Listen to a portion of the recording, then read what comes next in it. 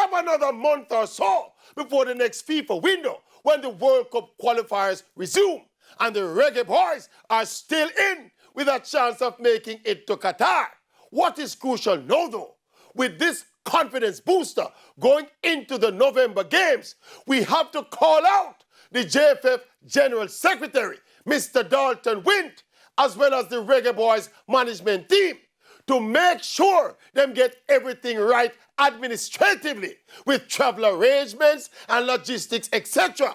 Make sure you dot all the I's and cross all the T's.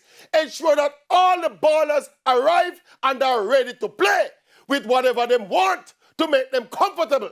Whether it's personal physios or personal chefs or them personal girlfriends, whatever. Make sure the baller them get here and are ready to play. After that, it's over to Coach Theodore Tapper Whitmore and his technical staff to pick the right squad, choose the right formation and tactics, energize and motivate the team, and go get them points. Yes, we want at least 15 from the available 24 for us to qualify for Qatar. We're going to do everything right to get them points.